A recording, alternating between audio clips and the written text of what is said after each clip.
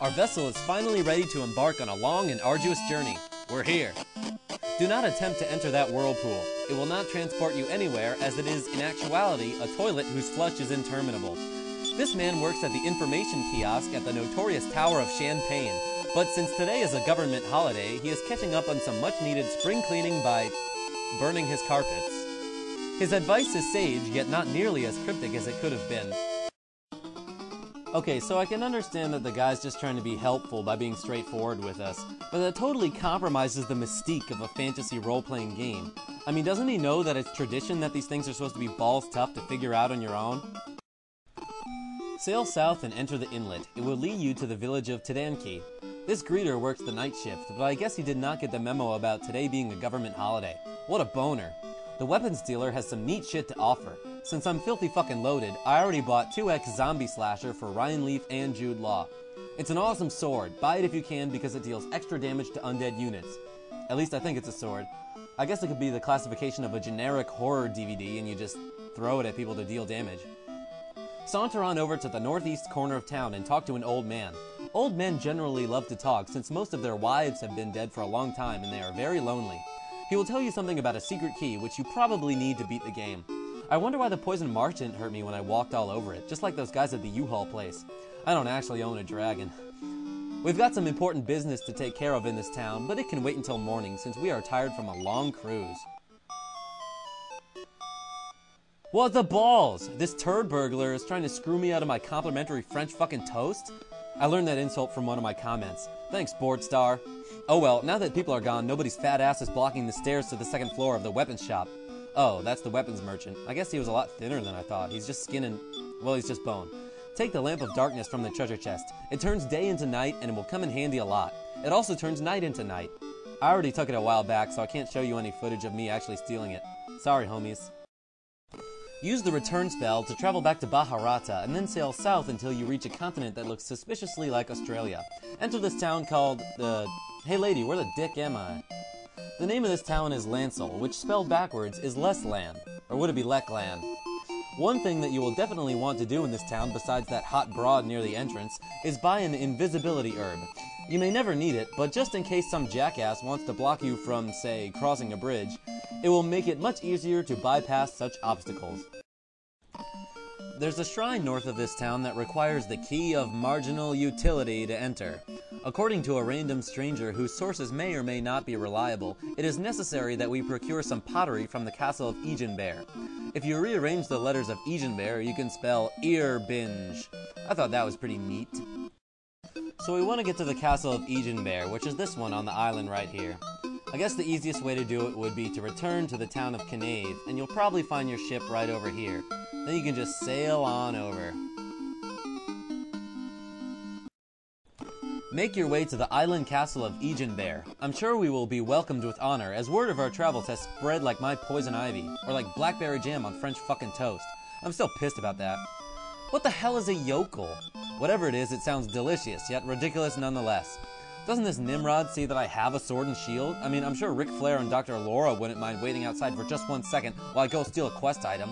Oh hey, that invisibility herb sure might come in handy right now. Man, good thing I bought it. Now I won't look like a yokel in front of everyone in town. Guard, I am not here, and there is nothing you should be concerned about. Haha, I tricked his bitch ass. Now he will be the yokel when I walk by him on the way out. Invisibility herb sure makes a cool noise. Man, my yokels are starting to itch. Head downstairs because quest items are always kept in basements. At least in my family anyway. We've had the onyx hook stashed away somewhere down here forever. Oh joy, I know how this works. It's a puzzle. And you need to move all these rock framers onto that carpet over there. Okay, I played Adventures of Lolo. Let's get to it. Oh wait, hold on. I got just the thing. Yeah. Alright, leave that middle space open. And don't push them into the water, they don't float. Not like the eggs, anyway. Were they eggs or snowballs? I can never really figure that out. I mean, I know the first game was called Eggerland. And you shoot the things at the dudes, and they turn into eggs, yeah? Snowballs? Could someone confirm that for me, maybe? In the form of a comment? I would appreciate that. I was going to use Halamantariel's version of this theme from Lolo 3 that he created in Mario Paint Composer, but it was too much of a bitch, and I hate him. Thanks anyway. Success! Now we can grab some stupid thing and get out. You know what? Why don't we take a break from the main quest for a while? Remember this place? It was in the first video, and I know that may have been a while ago, so let me explain again.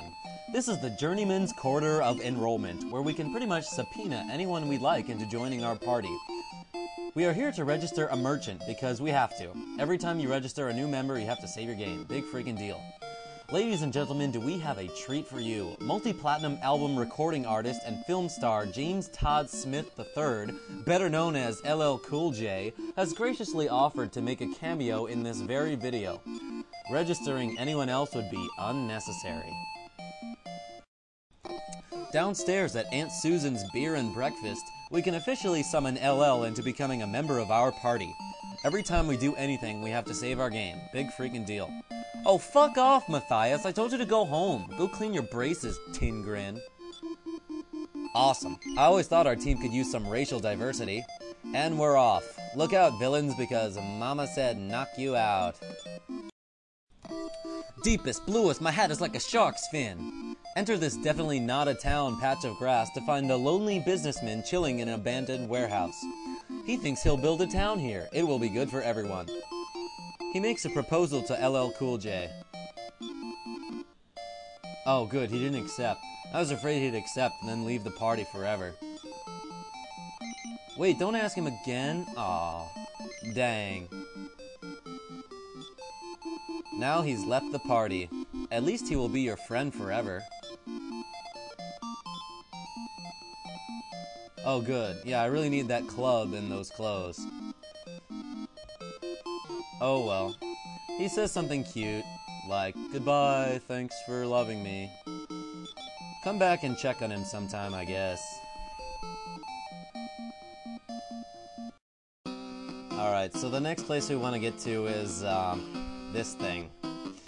It's right next to the part of the ocean with the water and a little bit of ocean. Then to the west, there's a little bit more water. You know the place. Okay, now that we're in the middle of fucking nowhere, head south. That didn't make any sense at all, and I apologize. When you come across a set of idiot-looking rocks, dump the vase of draft into them. The beer will cause an island with mountains to rise.